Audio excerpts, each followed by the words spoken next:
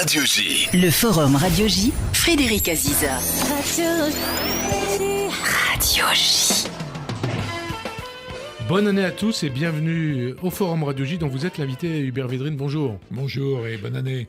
Alors merci de vos vœux. Alors votre parcours Hubert Védrine est celui d'un grand serviteur de la République, de l'État, comme secrétaire général de l'Élysée sous François Mitterrand, doublé d'un diplomate reconnu en France et à l'international depuis votre passage à la tête du Quai d'Orsay entre 1997 et 2002 sous Jacques Chirac et Lionel Jospin. Donc j'ai passé 19 ans, non pas dans la politique, mais dans le pouvoir. Dans le pouvoir, vous êtes un homme de pouvoir.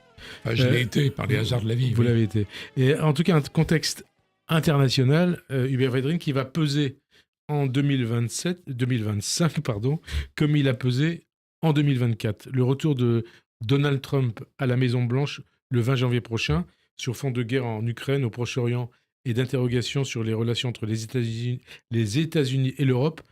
Est-ce que c'est le fait majeur de ce début d'année 2025 ? Pour moi, évidemment, oui. Ouais. La vraie question vitale pour l'humanité, c'est le compte à rebours écologique. Mais Trump est lié à ça. Mais le fait majeur, c'est le retour de Trump. Et dans chaque domaine, l'écologie, la guerre commerciale, l'Ukraine, le Proche-Orient, etc., les Européens sont les moins préparés au départ, mais on verra. Ça va peut-être s'améliorer à gérer le choc avec le choc Trump. Parce qu'ils ont énormément cru, les gentils Européens, dans la communauté internationale, le multilatéralisme, les valeurs universelles, etc. Et tout ça, ça tombe à l'eau ? C'est très menacé, en tout cas. Très menacé. Est-ce que... Très menacé, c'est des très belles valeurs. Ouais. Mais les Européens, on va voir comment ils vont réagir domaine par domaine. On va parler de tous ces domaines, justement. Mais d'abord, le retour de Trump à la Maison-Blanche, il rend le monde plus sûr ou moins sûr ? J'aime citer Albert Einstein souvent là-dessus. Le monde n'est pas un endroit sûr, globalement. Et tout est relatif. Non, c'est plutôt les illusions des Européens qui s'effondrent. Ouais.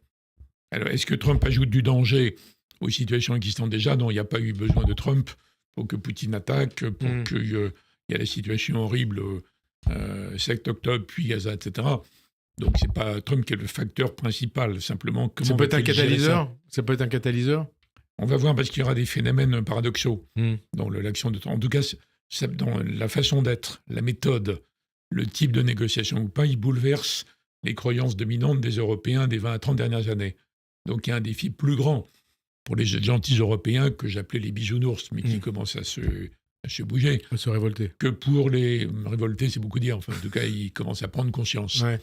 C'est un défi plus grand que pour les Chinois, les Russes, les Africains ou les autres pays du Sud qui n'ont jamais tellement cru à notre discours sur la communauté. On va parler de l'Europe plus précisément parce que c'est un point important. L'actualité, au passage, ces attentats commis par des soldats ou d'anciens soldats américains à la Nouvelle-Orléans au nom de Daesh et à Las Vegas, c'est une alerte sérieuse ou pas, ou c'est un épiphénomène ? Je pense que statistiquement, c'est inévitable. Ouais. Sur le nombre de gars qui ont été en Afghanistan, ils en reviennent totalement traumatisés. Donc, je ne pense pas que ça traduise un mouvement de fond. Enfin, on n'en sait rien, en fait. On ne peut pas extrapoler à partir d'un seul cas, aussi tragique soit-il. Alors, est-ce que le retour de Trump, on reparle de Trump et de l'Amérique et des prochaines semaines, c'est la fin ou le retour des États-Unis comme gendarmes du monde ? Non, gendarmes, pas exactement. Ils sont toujours numéro 1. Ils veulent rester numéro 1. Oui, mais à un moment donné, ils étaient très actifs. Ils ne supportent pas que la Chine prétende devenir numéro 1. Ouais. Être gendarme, oui et non. Ceux qui sont plus sur la ligne gendarme, c'est les impérialistes américains à l'ancienne, on va dire, et les néoconservateurs, les démocrates, qui veulent faire de l'ingérence partout. Bon, ça, c'est de façon très nette. Ils veulent imposer les valeurs occidentales universelles partout. Donc, gendarmes, il y a quand même cette flotte, même avec Trump, des milliers de bases. Donc, les États-Unis ne peuvent pas devenir isolationnistes. C'est juste impossible. Mais il va devenir unilatéraliste, encore plus nettement que les autres. Donc, de ne plus tenir compte du reste du monde ? Non, ils peuvent Vous leur imposez ces... Non, ils ne peuvent pas en tenir compte. Ouais. Mais c'est une sorte de Gulliver qui veut se dégager des liens multilatéraux tissés par énormément de Lilliputiens, c'est-à-dire les 190 autres États, dont les Européens, qui ont beaucoup cru à ça. Donc il va se dégager. Mais ils ne vont pas s'isoler. Il ne peut pas s'isoler. Il veut dominer le monde de loin. notamment par la guerre commerciale, etc. dont on va parler. Mais Il ne faut pas raisonner en termes de repli. Ouais. Ce serait une erreur. L'ère Obama, elle a été marquée, notamment, on l'a vu en France, par le refus d'Obama d'intervenir en Syrie à la demande de François Hollande. Ça a marqué l'histoire Dans les mémoires d'Obama, on voit que d'abord au Proche-Orient, il était convaincu qu'il fallait faire un État palestinien, mais qu'il n'a jamais pu. Il analyse dans les mémoires pourquoi, compte tenu de la politique en Amérique, il ne pouvait pas défendre cette ligne. D'ailleurs, il l'avait dit à John Kerry, qui était son envoyé spécial. God bless you. C'était le seul mandat par rapport à ça. Et d'autre part, dans l'affaire de Syrie, il n'est pas suivi parce que les pointages qu'ils avaient fait montraient que le Congrès ne l'aurait pas suivi. Et d'autre part, l'Angleterre s'était retirée. Donc il a refusé d'y aller seul. Ça, c'est un épiphénomène regrettable dans un mouvement plus général. Parce que François Hollande dit que ça a changé la face du monde quelque part. Non, ça n'a pas changé la face du monde. Enfin, en tout cas, la face du Proche-Orient. Non, ça n'a pas changé la face de quoi que ce soit, mais c'est une occasion manquée de donner un coup d'arrêt au régime syrien. D'ailleurs, quand Trump, quelques années après, à juste titre, Trump président la première fois, et a fait une frappe contre la Syrie, ça n'a pas changé le régime syrien. Il a fallu attendre des années et d'autres phénomènes pour que le régime s'effondre. Alors on va en parler, mais d'abord, l'Ukraine, le dossier ukrainien. Donald Trump, il dit... C'est pas le point principal, je veux dire. À mon avis, les répercussions de Trump, c'est d'abord l'écologie et la guerre commerciale. Enfin, on peut parler de l'Ukraine. On va en parler. Mais l'Ukraine quand même, parce que c'est lié aussi à la Russie. Oui. Est-ce que Trump a raison de vouloir faire la paix très rapidement? Est-ce que 2025, ça va être l'année de la paix en Ukraine? Région ou pas, c'est pas notre... Et quelle paix C'est pas nous qui allons conclure là-dessus. Ouais. En tout cas, il annonce qu'il veut geler arrêter le conflit. Il disait en 24 heures, il le dit plus maintenant. Donc il va arrêter ou réduire le soutien américain à l'Ukraine de Zelensky. Mais il ne peut pas s'en tenir là, à mon avis, même Trump. Il est obligé, quelque part, de dissuader Poutine d'en profiter. Parce que si Poutine profitait d'un cessez-le-feu imposé par Trump, du point de vue des Chinois, ça voudrait dire que l'Amérique n'est pas capable d'empêcher Poutine de gagner. Donc il ne peut pas. Donc la question, c'est est-ce qu'il va tenter d'arrêter le conflit? Oui, il l'a annoncé. Est-ce qu'il peut s'en tenir là? Non. Au nom d'une capitulation de l'Ukraine?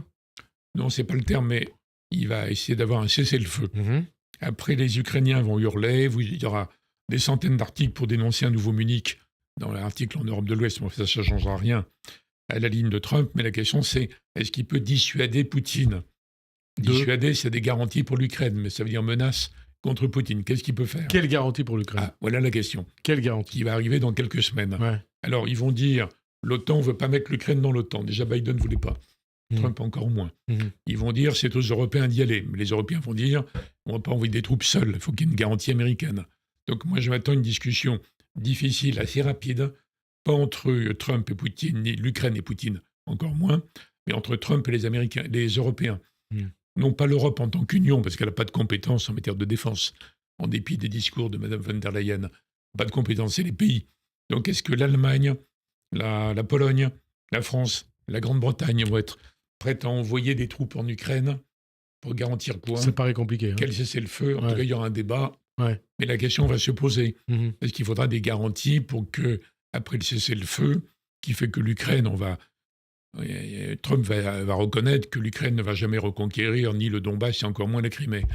Mais avoir une garantie pour les 2/3 de l'Ukraine restante, quelle est la nature de la garantie?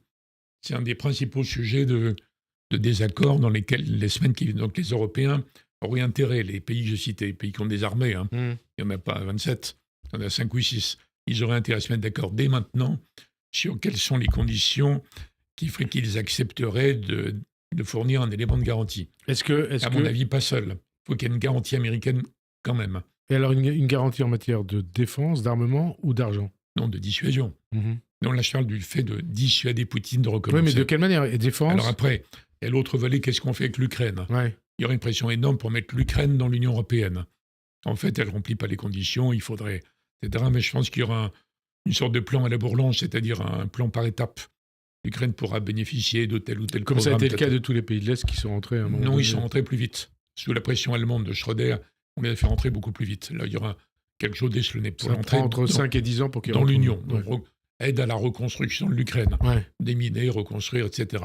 Mais il y aura l'autre question qui est celle de la défense. Non pas la défense européenne à la française, dont les Européens ne veulent pas, en fait.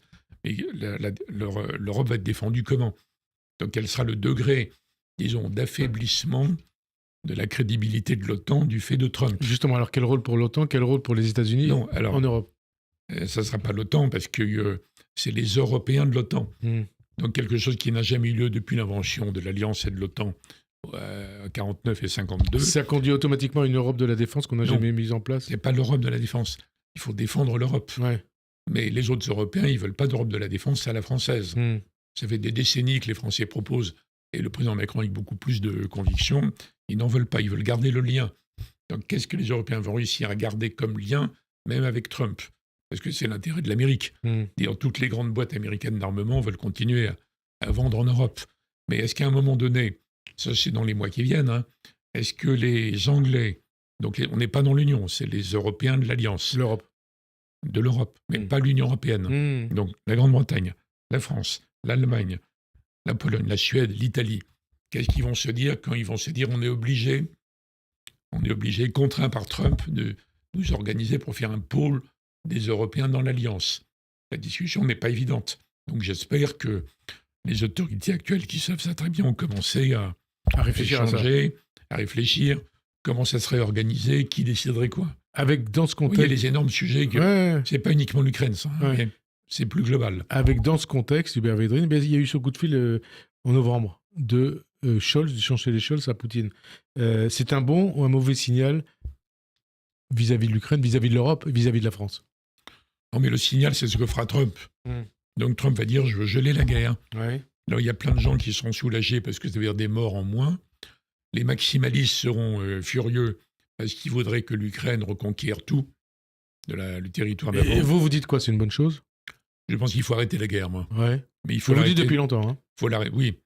Non, moi je pense depuis longtemps qu'il fallait écouter Kissinger et Brzezinski il y a 30 ans, qui avaient proposé une alliance sécuritaire avec la Russie, pas par amour pour la Russie, au contraire pour la contraindre, et une neutralisation de l'Ukraine sur le mode finlandais. Donc je pense que la suite n'aurait pas eu lieu, mais je ne peux pas le démontrer, je ne peux pas le prouver. Si on avait un ami polonais ici, il me dirait que ça n'aurait pas marché. Vous dites sur le modèle finlandais... Je pense ça sur il y a 30 ans. Vous dites sur le modèle finlandais, aujourd'hui on se demande... À l'époque. Oui. Aujourd'hui on se demande si ce qui se passe en Ukraine, ça ne va pas être le modèle coréen. Non, ça veut dire un gel permanent, je ne crois pas. Non, parce qu'à un moment ou un autre... alors je vais loin dans la géopolitique, mais je pense que des Américains diront, en fait c'est quand même lamentable qu'on ait été obligé, du fait des erreurs de Poutine, de prendre des mesures très violentes qui ont jeté la Russie vers la Chine. Donc ils vont essayer de refaire du Kissinger longtemps après pour redissocier la Russie de la Chine. Oui, parce que c'est le problème. Moi je n'exclus pas d'ailleurs que quand Trump va parler avec Poutine, je ne sais pas quand, il y a un mélange de menaces. Si tu réattaques, j'écrabouille tes bases, et en même temps de promesses. Il n'est pas exclu que Trump... Donc, quelles menaces? Les menaces, vous en avez parlé, quelles promesses? Mélange de carottes et de bâtons. Alors, la carotte, ce serait, si la Russie se conduit bien en Ukraine après le cessez-le-feu, mais également en Moldavie, en Estonie, etc., si la Russie se conduit bien, est-ce qu'on ne peut pas envisager une levée des sanctions? Alors, il y aura un bloc en Europe qui dira jamais.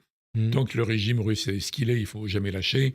Les Polonais, les Baltes, l'Allemagne sera plutôt les pays limitrophes, on va dire. Plutôt ça, oui. Donc, on verra. Donc, vous voyez, à chaque fois, nos échanges, c'est des décisions graves, compliquées, à prendre par les Européens, soit dans l'Union, soit les Européens de l'Alliance. La France, elle va devoir renouer aussi avec la Russie? Non, ce qui va renouer avec la Russie? Non, la France ne peut pas renouer, pas plus que les autres. Personne n'a envie de renouer avec Poutine maintenant. Non, mais à terme. Peut-être court terme. Peut-être court terme, je ne sais pas, c'est la question que je vous pose. À mon avis, c'est les Américains qui le feront, c'est pas nous. Parce qu'à un moment donné, les Européens vont dire, bon, Trump, c'est pas bien, mais il impose le gel. Nous, on va aider l'Ukraine, financièrement, militairement, à travers l'Union. Parce que même si un cessez-le-feu, il faut que l'Ukraine soit bien armée. Oui, mais l'argent qui a été mis par... La question russe va venir après. Je pense que c'est des Américains qui, à un moment donné, par réalisme, empirisme, pragmatisme, opportunisme, on a quand même intérêt à remettre la Russie dans le jeu. Alors, la moitié des Européens va hurler, et l'autre moitié va dire il faut essayer prudemment. Au passage, mais c'est dans plusieurs mois, ça. Plusieurs mois, c'est rapide. Hein. C'est bientôt. Peut-être avant l'été. Le couple franco-allemand, c'est un mythe ou une réalité? Il n'y en a plus depuis la réunification. Schröder n'en parlait jamais. Donc, il y a la France et l'Allemagne qui ont été un couple depuis De Gaulle, Adenauer, jusqu'à Mitterrand-Kohl, en passant par Giscard et Schmitt. Et c'est terminé, ça, depuis longtemps. les Européens. Les Français ont mis trop longtemps à s'en rendre compte. Il y a un moteur franco-allemand quand on est d'accord, mais on est en désaccord fondamental sur l'énergie, notamment la question nucléaire. Donc il faudrait l'énergie et l'environnement, l'écologie. Alors oui, parce que l'écologie allemande s'est construite contre le nucléaire, ce qui est une aberration écologique. Enfin, ils sont comme ça. Donc, à mon avis, pour redémarrer, il faudrait dire on est en désaccord sur plein de sujets, notamment l'énergie, mais on a des projets communs. Il y a une vision, disons, scientifique, moderne, de l'écologisation où on peut reconverger, indépendamment de la question nucléaire.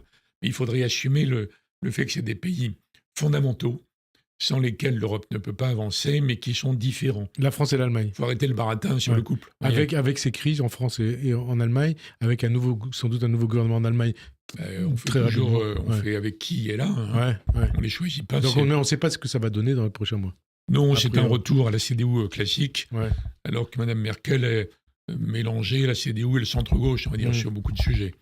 Bon, en tout cas, quel que soit le partenaire, il faut dire on est en désaccord sur plein de sujets, France-Allemagne. Il n'empêche que nous avons de grands projets communs. Et là, il faudra les formuler. L'écologie. Mais entre-temps, il faudra s'être mis d'accord ou pas sur les questions posées par Trump. Ouais, et on va parler d'abord, vous parlez de l'écologie. Qu'est-ce que oui, parce que vu les positions de Trump, il y a un mélange de négation extravagante, de refus. Alors, il y a la défense des intérêts, par exemple, quand il défend le gaz de schiste, l'horrible gaz de schiste américain, beaucoup plus cher que le gaz russe, beaucoup plus, disons, contestable sur le plan écologique. Il le défend parce qu'on a été obligé, l'Allemagne en premier, c'est un drame pour elle d'ailleurs, de renoncer au gaz russe moins mauvais sur le plan écologique et pas cher. Bon, alors Trump, depuis des années, même avant, il voulait imposer le gaz américain. Pas du tout pour punir la Russie, c'était avant. Donc il y a une bataille de... Donc la question écologique, quand on voit les positions de Trump sur ces sujets, je me demande si pas les États-Unis en général... Et pas seulement sur le gaz, aussi sur le réchauffement climatique. Plein de sujets. Voilà. Il y a une vraie négation. C'est d'ailleurs un phénomène très fascinant de voir comment dans les pays les plus développés, il y a une sorte de négationnisme qui s'est développé, alors que ce sont des évidences écologiques, que l'avenir de l'humanité, c'est là, la course de vitesse entre la détérioration des conditions de vie et l'écologisation. Bref, on peut avoir des États-Unis qui deviennent, sous la présidence de Trump, une sorte de voyou écologique. Voyou écologique. Mais les Américains, ils adorent la formule État voyou. Ils ne l'appliquent pas aux dictatures anti-américaines, en général. Donc les États-Unis, ça pourrait être un État voyou ? Ça pourrait devenir, en tout cas, le niveau fédéral. Parce que je ne crois pas que Trump puisse arrêter maintenant la prise de conscience. Au niveau des je États... Je ne crois pas qu'il puisse arrêter des milliers, des millions de gens qui travaillent là-dessus, qui ne sont pas des manifestants fumeux, des ingénieurs, des chercheurs, des techniciens, des chefs d'entreprise, des fonds d'investissement. Il ne peut pas tout arrêter. Il peut bloquer le système fédéral pendant un certain temps. Donc il peut y avoir un vrai problème qui apparaisse dans un an encore plus grave. Et avec des conséquences sur l'Europe et sur le reste du monde. Pour tous les autres. Alors non, tous les autres vont choisir entre est-ce que j'en profite pour rien faire ou est-ce que quand même il faut avancer vers l'écologisation et comment j'arrive à convaincre la partie de ma population qui me dit soit on n'y croit pas, soit ça va trop vite. Donc ça peut avoir des répercussions comme des pluies acides, vous voyez, partout. Je mettrai en tête ça et la question de la guerre commerciale. Guerre commerciale. Qui va imposer à l'Europe et à la Chine. Alors justement, guerre commerciale, conséquence de la victoire de Trump sur l'Europe et les interrogations non, pas sur l'Europe, la victoire de Trump. Oui, non, mais sur la guerre commerciale, vous parlez de la guerre commerciale. Oui. Guerre commerciale. C'est d'abord contre la Chine. Contre la Chine, mais est-ce que c'est une chance ou un risque pour l'Europe, ces menaces de Trump ? C'est d'abord un risque, parce que même si, contrairement à la défense, c'est un domaine où il y a des traités qui donnent une compétence au niveau européen, notamment à la Commission, ce qui n'est pas le cas en matière de défense. Il y a un traité, il y a une compétence commerciale, et c'est la Commission qui négocie depuis des décennies les grands accords commerciaux. Donc là, en théorie, les Européens sont d'accord pour résister, pour maintenir le libre-échange, pour empêcher qu'il y ait trop de protectionnisme. Mais Mme von der Leyen est sur une ligne dure. Elle dit s'ils nous attaquent, il y aura des représailles. Mais est-ce que l'Europe est prête à une guerre commerciale face à Trump ? Mme von der Leyen, oui. Mais Mme von der Leyen, c'est pas un chef d'État. Elle est présidente de la Commission. Non, mais ils ont la compétence là-dessus. Oui, d'accord. C'est pas usurpé. Mais au niveau des sur États... la défense, non. Mais l'aspect... Au niveau des États d'Europe, qu'est-ce qu'on peut faire ? Mme Lagarde dit on n'y arrivera jamais. Donc Mme Lagarde, à la tête de la Banque européenne, considère qu'il faut déjà négocier avec Trump. Sur quoi ? Vous voyez, c'est un autre sujet que les Européens vont devoir traiter, mais la cible numéro 1 des États-Unis, c'est la Chine. Après que les États-Unis, il y a 20 ou 30 ans, naïvement, et dit qu'il fallait mettre la Chine dans l'OMC. Elle ne remplissait pas les critères. Ils ont dit c'est pas grave parce que ça va les aider à se moderniser et donc à se démocratiser. Les Américains ont cru ça sur la Chine. Ils sont modernisés, ils ne sont pas Il n'y démocratisés. a pas que l'Allemagne sur la Russie. Ouais. Donc c'était global. Maintenant, c'est exactement l'inverse. C'est comme ça d'ailleurs qu'ils ont mis hors circuit les classes moyennes américaines qui sont devenues l'électorat de Trump. C'est pas la peine de hurler au populisme. Il y a une origine très très précise. Alors, Trump dit maintenant, on va rétablir la suprématie par rapport à la Chine, qui entre-temps a pris de l'avance dans des tas de domaines d'avenir, dans les matières écologiques, matières de batterie, matières de semi-conducteurs. Donc batterie notamment pour automobile. Hein. Bon, donc il veut à coup de droits de douane énormes rétablir la primauté américaine. Mais les droits de douane vont pénaliser une partie de l'économie américaine. Donc il va démarrer comme ça, très fort. Il veut même faire la guerre aux pays du Sud, qui veulent utiliser une autre monnaie que le dollar pour leurs échanges. Donc il y a une année 2025-26 qui va être très très... C'est la guerre commerciale. Hein. Alors les Européens là-dedans, ils vont essayer de ne pas être victimes des représailles américaines ni de représailles chinoises qui vont leur vendre en Europe. Alors normalement, ils sont unis. Mais ça veut dire avec le risque d'une crise économique, financière et sociale en Europe. Oui, hein? Tout en même temps. Inflation. Oui. Hein? Chômage. L'inflation, c'est lié à l'énergie, ça. Chômage. Et donc le chômage n'est pas le problème numéro un en réalité. Oui, mais c'est tout le reste, oui. C'est une conséquence. Oui. Hein? Donc on a besoin d'Européens très unis et avec une vision stratégique. Donc, l'Europe n'a jamais été conçue pour avoir un ADN stratégique. L'Europe, à l'origine, elle est protégée par l'Alliance, depuis l'origine, à la demande des Européens. Donc vous voyez le choc mental. Et donc, et les relations Chine-États-Unis, ou le conflit entre la Chine et les États-Unis au niveau commercial, quelles conséquences ça peut avoir sur l'Europe? Mais la conséquence numéro un, c'est que les Chinois vont essayer de vendre beaucoup plus en Europe. Et ça peut détruire l'industrie automobile européenne, qui est en danger comme elle l'a jamais. Ce qui a commencé à être fait jusqu'à maintenant. Ouais. C'est géant. Ouais. Alors, quel est le degré de protection qu'on puisse gérer après dans l'affaire de protection? Est-ce que l'augmentation des taxes, ça suffit?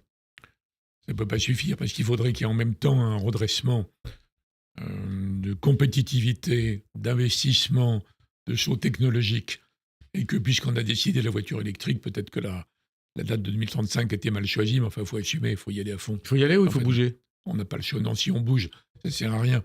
Si on bouge, ils vont arrêter les investissements. Alors, on va dire 2040, ça ne change rien, vous voyez.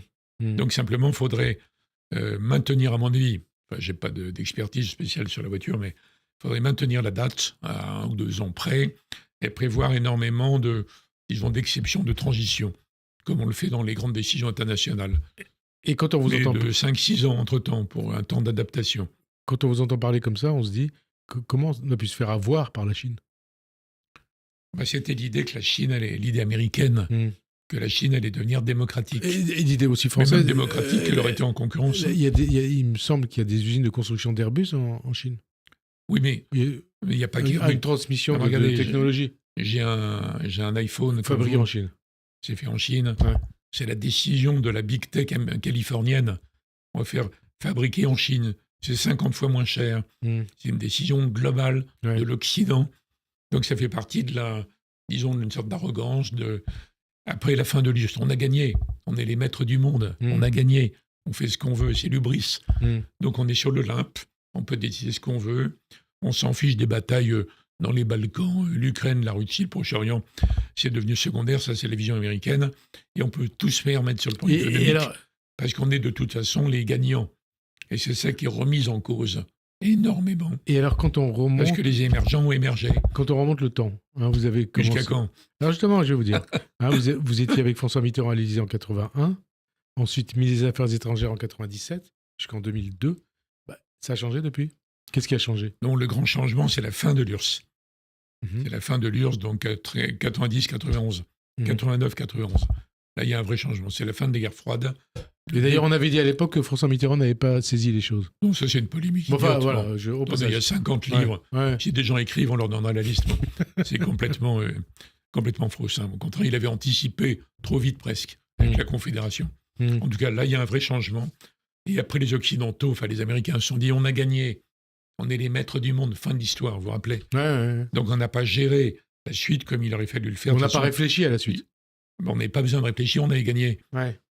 Autant la fin de la guerre froide est très bien gérée, l'affaire allemande très bien gérée, et la suite, non. Et on est obligé d'atterrir maintenant. D'atterrir. Les Américains, ils le font avec un nationalisme, disons, agressif, et les Européens sont obligés de sortir des illusions. Alors, je répète ma formule, des bisounours dans le monde de Jurassic Park. C'est fini, ça. Mais Sigmar Gabriel, l'ancien ministre allemand, il a dit très bien aussi, on était dans des herbivores géopolitiques, dans un monde de carnivores géopolitiques. Il faut que ce soit fini, ça. Non pas pour redevenir cinglé comme à l'époque des guerres entre les Européens. Est-ce qu'on a la possibilité de redevenir carnivore en Europe? En tout cas, réaliste. Il faut dire, voilà l'état du monde. En vrai, il faut arrêter le baratin sur la communauté internationale qui est encore à construire. Voilà ce qu'on va faire domaine par domaine. On a énuméré la guerre commerciale, l'écologie, l'Ukraine, un petit peu le Proche-Orient. On va en parler du Proche-Orient. On va en parler du Proche-Orient, mais d'abord, je voudrais revenir à Trump et à son propagandiste numéro 1, Elon Musk. Elon Musk, donc c'était l'un des principaux acteurs de la victoire de Trump. Oui. Il a publié une tribune le week-end dernier dans le journal allemand Die Welt, où il a détaillé les raisons de son soutien au parti d'extrême droite allemand, AfD, à 2 mois des élections en Allemagne.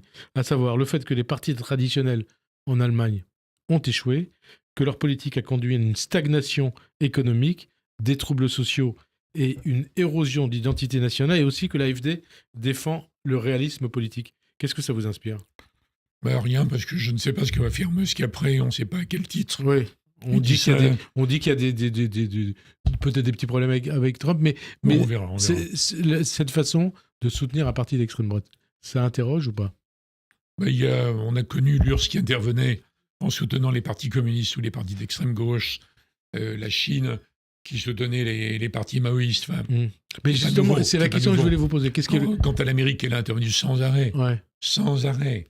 Elles sont gigantesques depuis plusieurs dizaines d'années. Vous avez des exemples en tête quand vous étiez au pouvoir ? C'est tellement évident que ça ne se voit plus, en fait. Ouais. Simplement, Musk le fait comme un éléphant dans le magasin de porcelaine. Ouais.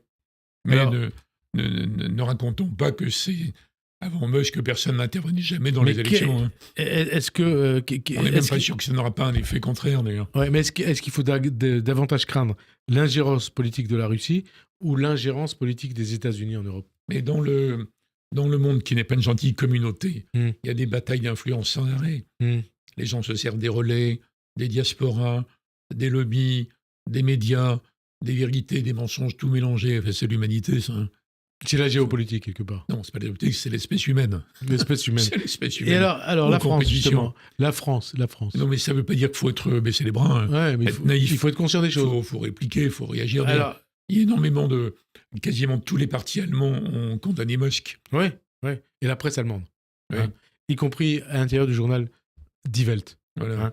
Ils sont c'est la bien-pensance, quand même. Ouais. Au passage, Marine Le Pen est invitée par Donald Trump à assister le 20 janvier à son investiture. Qu'est-ce que vous en pensez ? Rien. Rien ? Il invite qui il veut. Oui, mais est-ce que ça veut dire... On en pense qu'on veut. Oui, mais justement, qu'est-ce que vous en pensez ? Est-ce que ça veut dire qu'il y a un axe qui est en train de se constituer entre Trump et les populistes du monde ? Mais non. Trump, il était élu par le populisme américain, fabriqué par les choix des entreprises américaines de tout faire fabriquer en Chine. Les patrons de la tech, ils ont créé l'électorat Middle West, les rednecks. Ils ont créé le populisme trumpiste. Ils l'ont fabriqué. Donc, c'est pas la peine de s'indigner sur des... Non, mais moi, j'ai pas une indignation. C'est une question. C'est tout. Je n'ai aucun avis utile sur aucun avis. Alors, je sais que vous allez avoir... Ça ne représente rien, en plus. Non, quand vous aurez la liste complète des invités de Trump... Oui, mais on est en France. Donc, je suppose qu'à l'époque, le 20 janvier, on en parlera. Oui. Dans 2 semaines. Le Proche-Orient. Le pogrom du Hamas du 7 octobre 23 a débouché sur la guerre d'Israël contre le Hamas, les conflits avec le Hezbollah, avec l'Iran, et sans doute aussi par effet de contagion, avec l'effondrement du régime d'Assad en Syrie. Quel bilan vous faites de ce qui s'est passé au Proche-Orient depuis 15 mois ? Alors, il y a des liens, mais la Syrie, il y a d'autres explications. J'ai posé la question. L'effondrement du régime, c'est beaucoup lié au fait que la Russie n'a plus les moyens de défendre le régime, en fait. Ça, c'est l'élément mais avec aussi, il y a eu l'Ukraine et il y a eu l'effondrement du Hezbollah. Bon, bref. Bon, vous connaissez mes liens historiques avec le camp de la paix Ouais. en Israël, donc je continue à penser, comme eux, que la question centrale, c'est la question palestinienne. Et tant qu'il n'y aura pas un État palestinien, quelle que soit la forme et les pouvoirs réels, il y a un cancer primitif et que tout le reste en découle. Bon, Shimon Peres, que vous avez connu, qui était un ami de François Mitterrand, parlait d'une confédération jordano-palestinienne. C'est fini. Non, ça peut revenir en plus de l'État palestinien. Ouais. Si c'est à la place, ça ne peut pas marcher. Ouais. Si c'est en plus, pourquoi pas? Ah, parce que même Shimon Peres, je me souviens, il était ici, il en avait Oui. parlé. Il parlait d'une union des pays du Proche-Orient comme l'Union européenne. Oui, mais attendez. Mais c'était un optimiste. Oui, je sais bien, volontariste. Mais le grand homme, c'est Rabin, hein, quand même. Ouais. C'est Rabin qui a eu l'audace de réprimer les Palestiniens sauvagement et de conclure qu'il y avait quand même un problème politique à résoudre. Donc c'est lui qui a pris le tournant. Rabin et Sharon qui disaient on ne fait la paix Sharon à la fin. qu'avec nos ennemis. Oui, Hein? mais Sharon à la fin avait quitté le Likoud. Ouais. Donc il y a eu des grands hommes dans la période de Rabin, Peres, Olmert, Ehud Barak, Sharon. C'est quand même des grands dirigeants. Enfin bon, en tout cas, puisqu'on parle de la situation aujourd'hui... Est-ce qu'il y a les mêmes grands dirigeants du côté palestinien? Arafat a été un grand dirigeant parce qu'il a assumé l'abandon du terrorisme. Il n'a jamais été aussi clair que l'était Rabin, parce qu'il avait peur d'être assassiné, en fait. Puis il y a toujours eu des maximalistes chez lui. Hein. Ouais. Et alors, la il y a suite. clairement des Palestiniens qui avaient fait le choix de vivre normalement. Bon. En tout cas, ça a échoué, c'est tout à fait pathétique. Aujourd'hui, si Trump veut vraiment relancer les accords d'Abraham... Ouais. Une bonne chose pour vous, les accords d'Abraham? Oui, c'est bien si c'est pas au détriment de la question palestinienne, et si ça l'intègre, ça peut devenir une idée géniale. Alors, il faut encore que les pays du Golfe l'acceptent, que ça l'intègre. Non, mais ils veulent normaliser qu'Israël, parce qu'Israël, ouais. c'est la modernité, la technologie, l'ouverture mondiale, et ils sont fascinés. Et on comprend, bien sûr. Les pays du Golfe, même l'Arabie, qui était prête à y aller. Mais aujourd'hui, l'Arabie, ce serait trop dangereux. Alors, il y a eu les horreurs du pogrom du 7 octobre. Et vous dites pogrom, hein? Oui, on peut dire pogrom, en tout cas, c'est un instrument terroriste, c'est évident. Il y a plein de partis qui ne sont pas que terroristes, mais qui emploient des moyens terroristes aussi, il n'y a pas de doute. Bon. Mais il ne faut pas que ça nous enferme de façon historique dans une sorte de fatalité sans solution. Ouais. Alors après, il y a les horreurs de Gaza. Et moi, j'ai noté que le ministre de la Défense qui était débarqué à la fin disait depuis des mois que les objectifs militaires avaient été atteints. Et qu'il fallait arrêter. Et qu'il fallait arrêter la guerre. Bon, Netanyahou a besoin de la guerre, on connaît. Bref, si là où je voulais me projeter dans l'avenir de façon constructive. Et d'ailleurs, quand on parle de l'avenir, hein, est-ce que la paix, elle peut se faire avec les mêmes dirigeants, côté palestinien et côté israélien? A priori, non, il en faudrait d'autres, mais si on essaie justement d'être constructif, si Trump veut relancer les accords d'Abraham, peut-être qu'il s'en fiche d'ailleurs, mais s'il veut les relancer... Il en a été l'initiateur. L'Arabie, oui, l'Arabie va dire, moi j'étais pour, mais là je ne peux pas revenir s'il n'y a pas un minimum pour les Palestiniens.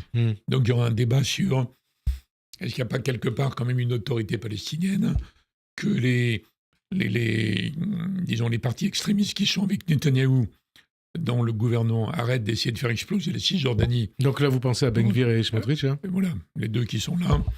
Et donc à ce moment-là, l'Arabie pourrait dire, moi je veux bien revenir parce que j'ai envie de normaliser avec Israël. Mais il faut quelque chose pour les Palestiniens. Et d'ailleurs, vous, je suppose que vous avez des contacts avec les dirigeants d'Arabie, du Golfe. Oui, j'ai gardé quelques contacts. Ils vous disent quoi? Je ne peux pas répondre complètement à la question. Pourquoi? Parce que c'est un secret ou parce que non, vous ne le savez pas? C'est pas secret. C'est que je ne sais pas. Ouais. L'Arabie va dire, moi je veux y aller, je veux quand même l'avenir. C'est une normalisation. Il y avait ça dans le plan Abdallah saoudien en 2000. On fait un État palestinien et on normalise les relations. Les Arabes veulent normaliser qu'Israël. Ils ont en tête non pas l'Israël de Smotrich, ils ont en tête l'Israël moderne. Formidable. Donc ils veulent normaliser, mais ils vont dire, il faut quand même qu'on ait un minimum pour les Palestiniens. Qu'est-ce que sera ce minimum? J'en sais rien. On peut imaginer en mars, avril, mai, je ne sais pas quand, qu'il y ait un accord Trump-MBS pour essayer de faire bouger Netanyahou là-dessus. Résignez-vous à ce qu'il y ait une autorité palestinienne. Donc MBS, on traduit pour nos auditeurs. Hein. Oui, Mohamed Ben Salman, qui est le prince héritier, mais le patron de l'Arabie d'aujourd'hui. Voilà. Donc on peut imaginer qu'il y a une période de convergence où Trump dirait à Netanyahou ou à quelqu'un d'autre après. Si Netanyahou, il y aurait quelqu'un d'autre après Netanyahou un jour ou l'autre, en disant est-ce qu'il ne pouvait pas bouger là-dessus? Donc on reviendra à un débat. Et Trump qui dit d'ailleurs, hein, il a dit le 2 décembre, Trump. Qu'est-ce qu'il a dit? Il dit qu'il veut arrêter la guerre, lui. Il dit si les otages du Hamas ne sont pas libérés avant le 20 janvier, le prix à payer sera terrible au Moyen-Orient pour les responsables de ces atrocités, pour le Hamas. Oui. Il faut le prendre au sérieux ? Et c'est souhaitable ou pas ? On n'en sait rien, on verra. Ouais. Il a dit tellement de choses. Ouais. On ne sait pas encore s'il faut le prendre au sérieux. Alors, vous verrez au mois de juin. On verra au mois de juin ou avant. Et moi, je n'exclus pas un rebondissement dans lequel, pour revenir à l'idée de notre ami Shimon, qui est une confédération Israël, État palestinien, Jordanie. Mais c'est l'avenir. Non pas à la place de l'État palestinien. C'est ce que disait Pérez à l'époque, c'est vrai. Voilà. Il disait ça. C'est repris par Lemert il disait ça. Et Barak. Arafat. Et Barak le disait aussi. Voilà. Le 4 mars 82, vous vous souvenez ? Il ne faut pas croire que ça a disparu avec le 7 octobre. Ouais. À la limite, ça renaît. Alors, et je crois que vous avez rencontré des dirigeants israéliens il n'y a pas longtemps aux Émirats arabes, il me semble. Oui, j'étais un colloque là-bas. Mais... Et il vous dit ça ? Ils attendent de voir ce que va faire l'Arabie. Alors, 4 mars 82. Vous étiez déjà à l'Élysée à ce moment-là ? Bah oui, tout jeune, mais déjà là. Déjà là. François Mitterrand, ça a été le premier président français à effectuer une visite officielle en Israël. Son prédécesseur Valéry Giscard d'Estaing avait vu Israël, mais avec des jumelles depuis la Jordanie. Donc il avait inspiré la déclaration de Venise, qui était bien. D'accord, mais en tout cas, Mitterrand, il prononce un discours à la Knesset, après Venise. Il rappelle l'irréductible droit de vivre de chaque peuple. Ce droit, dit-il, c'est le vôtre. Il dit ça aux députés israéliens. Ouais. Et il ajoute, il est celui des peuples qui vous entourent. Ensuite, il évoque les conditions nécessaires pour que s'instaure le dialogue entre les parties opposées. Et il dit en premier lieu, la nécessité pour les Palestiniens de reconnaître le droit d'Israël à l'existence. Mais ceci étant acquis, c'est toujours Mitterrand qui parle, il rappelle que le dialogue suppose que chaque partie puisse aller jusqu'au bout de son droit, ce qui, pour les Palestiniens, Mitterrand toujours, comme pour les autres, peut, le moment venu, signifier un État. 43 ans après. On décompte le courage de Mitterrand, qui était un pro-israélien classique, on va dire. Ouais. Mais il avait réfléchi. Alors moi, plus pro-israélien que vous ? Comment ? Plus pro-israélien que vous ? Non, parce qu'il avait une culture, disons, juive et biblique que j'avais pas, en tout cas. En tout cas, pas à l'époque. Ouais. Et donc, 43 ans après, c'est toujours d'actualité ou pas ? Bah oui, bien sûr. Et d'ailleurs, Reagan n'était pas choqué par ce discours, et Bush père était favorable. Il dit « je n'y peux rien ». Alors j'ajoute que Mitterrand avait été très encouragé par le chancelier autrichien, Bruno Kreisky, alors qui était typiquement un juif européen askénaze, pour Israël naturellement, mais très hostile au Likoud. On est 2-3 ans après que Begin l'arrivée de Begin au pouvoir ait rassemblé tous les morceaux de la droite israélienne. Donc il y avait Kreisky. Vous voyez. Alors après le discours, Begin s'était levé, ce qui ne se fait pas normalement, en disant la seule chose qui s'oppose à une vraie amitié entre vous, entre la France et Israël, c'est votre Mais la question, c'est 43 ans après... oui, il n'y a pas d'État palestinien. Donc c'est ça qui manque. Et Netanyahou croyait avoir gagné, en fait, ces dernières années. Vous avez entendu des manifs à Paris pour l'État palestinien. Il n'y a pas eu. Les pays arabes avaient complètement laissé tomber. L'Amérique s'en fichait, les Européens s'en fichaient. Donc il croyait avoir gagné. Il a d'ailleurs dit souvent qu'avec lui, Israël serait protégé de l'Iran, ça on peut comprendre, mais qu'avec lui, il n'y aurait jamais d'État palestinien. Alors que maintenant, vous voyez, on est donc en janvier 2025. Vous posez la question, c'est pas complètement absurde d'en reparler maintenant. Alors, donc des Israéliens en reparlent et que Biden en a reparlé. On ne peut même pas exclure que Trump trouve que c'est un arrangement pragmatique utile, en fait. L'Iran, il faut parler de l'Iran aussi. Est-ce que la paix au Proche-Orient peut exister avec un Iran nucléaire ? Non, il n'y aura pas de paix au Proche-Orient tant qu'il n'y aura pas stable, tant qu'il n'y aura pas un État palestinien, aussi petit qu'il soit. Bon. Deuxièmement, il se peut que Netanyahou, en éliminant la branche armée du Hamas, même les militaires israéliens distinguent, branche armée du Hamas, en détruisant le Hezbollah largement et en affaiblissant l'Iran, c'est pas impossible qu'il ait étonnamment recréé des conditions dans lesquelles les Israéliens se sentiraient moins inquiets, moins en insécurité, qui permettraient de rebondir sur une phase politique. Alors, entre-temps, est-ce qu'il va vouloir taper encore plus sur l'Iran ? Il doit être tenté. Ou peut-être que Trump le fera, mais il ne reste plus beaucoup de temps. La Syrie, qu'est-ce que ça change ? La Syrie... Jean-Noël Barrot était à Damas vendredi. Il faut avoir une attitude de, disons, donner très prudemment et de façon vigilante le bénéfice du doute, non pas en accablant le nouveau régime syrien qui vient de renverser un régime qui était quand même totalement répugnant. Il faut voir comment ils vont évoluer, mais il ne faut pas simplement attendre en étant camper là, comme ça, sur notre Olympe. Il faut qu'ils remplissent telle condition. Et je crois qu'il faut dire au régime syrien, si vous faites ceci, cela, ça peut entrer dans un processus dans lequel ça devient une sorte de Turquie. Pas l'Afghanistan, une sorte de Turquie. Le nouveau chef... Donc ça ne dépend pas que d'eux, hein. Ouais. Ça dépend aussi de nous. Ouais. Mais je le dis tout en étant très vigilant, et exigeant, mais enfin en même temps, on a intérêt à ce que les choses bougent. Conséquence en France du 7 Mais ça ne change pas la question palestinienne. Ça. Ouais, conséquence en France du 7 octobre, c'est une montée exponentielle de l'antisémitisme, une explosion de l'antisémitisme, véhiculée souvent par la gauche de la gauche, par LFI, sous couvert d'antisionisme. Un sondage Ipsos, réalisé pour le CRIF il y a 2-3 semaines, démontre les ravages de la stratégie de Mélenchon. 20% des sympathisants de LFI souhaitent le départ des Juifs de France, 40% affirment avoir de la sympathie pour le Hamas, 55% adhèrent à au moins 6 clichés antisémites. De quoi LFI est-il le nom ? De quoi Mélenchon est-il le nom ? Moi, je pense que pour combattre l'antisémitisme, il ne suffit pas de le condamner. Le combattre, c'est analyser les causes. On peut dire qu'il n'y en a pas, c'est inacceptable.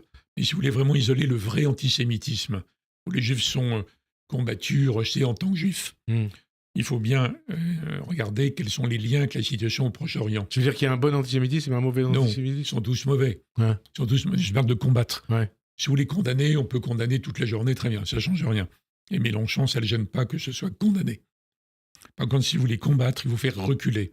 Donc, il faut isoler dans le magma de gens dans le monde. C'est pas la France, dans le monde. Dans les 3/4 du monde, les gens condamnent Netanyahou. Donc, on ne peut pas nier qu'il y a un lien avec les horreurs. Il y a les horreurs du 7 octobre, les horreurs de Gaza. Si on prétend qu'il y a aucun... Mais ça veut dire que Netanyahou est responsable de l'antisémitisme ? Non, il n'y a pas... Non. Non, mais je... Non, il y a un antisémitisme en soi, historique, qui a disparu dans les pays chrétiens, mais qui est très fondamental dans les pays musulmans, notamment dans l'éducation, etc. Mais si vous voulez le combattre vraiment, il faut isoler les vrais antisémites. Donc il faut dire aux autres que vous soyez indignés par Gaza, on peut comprendre. Que vous demandiez un État palestinien, on peut comprendre. Mais que vous luttiez au nom des horreurs de Gaza contre Israël en tant que tel, non, on ne peut pas accepter. Donc il faut redissocier. Vous pouvez demander la destruction d'Israël ou, comme Rima Hassan ou d'autres, à LFI, la Palestine de Jourdain à la mer. Voilà. Hein, c'est l'équivalent de Smotrich à l'envers, vous voyez, par rapport à ça. Donc si vous voulez vraiment combattre l'antisémitisme, il faut l'isoler, de façon claire, le combattre clairement. Et si vous mélangez avec la moitié du monde qui est indigné par ce que fait Netanyahou, une sorte de consentement de l'opinion occidentale à ce qui se passe à Gaza, vous n'en sortirez jamais, vous ne le ferez pas reculer. 3 minutes, plein de questions. Il faut faire reculer l'antisémitisme. 3 minutes, plein de questions. Donc il faut le définir de façon opérationnelle. Nous allons commémorer la semaine prochaine, mardi, le 10e anniversaire des attentats de janvier 2015.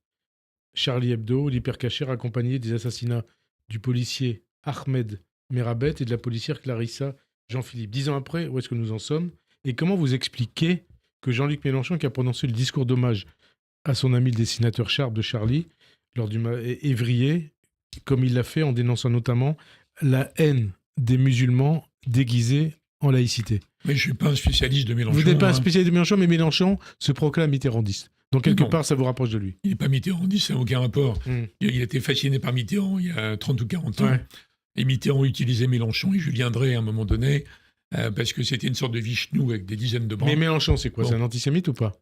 Mais j'en sais rien, c'est pas le sujet. Pourquoi vous me questionnez là-dessus ? Je pense qu'il utilise, en faisant l'amalgame, il mélange tout exprès, en fait. Pour avoir une base électorale.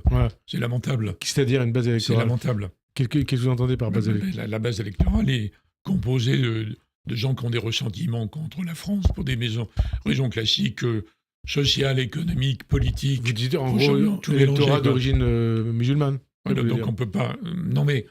C'est pas les musulmans. Non, pas du tout. C'est bourré de musulmans qui veulent faire la paix avec Israël. Il y a plein de musulmans qui ne sont pas du tout antisémites. Donc, tout à fait. La majorité. Bien sûr, la majorité. Donc il y a une régression absolument monstrueuse. Et moi, je ne suis pas un spécialiste des avatars du mélenchonisme. En tout cas, la réponse, elle est soit électorale ou politique, soit psychologique. Donc c'est un fou ? Non, je ne sais pas ce que dire. Non, mais je vous pose la question. Tout le monde relève de la psychologie, mais il y a plusieurs étapes. Ou de la psychiatrie. Non, je n'ai pas dit ça. Non, mais je vous pose la question. 2 minutes, question d'actualité. Ça ne sert à rien, ça n'a aucun impact sur le Proche-Orient. Moi, la seule chose qui m'intéresse dans l'affaire du Proche-Orient, qui me motive depuis très longtemps, c'est qu'on soit un pays qui propose des solutions.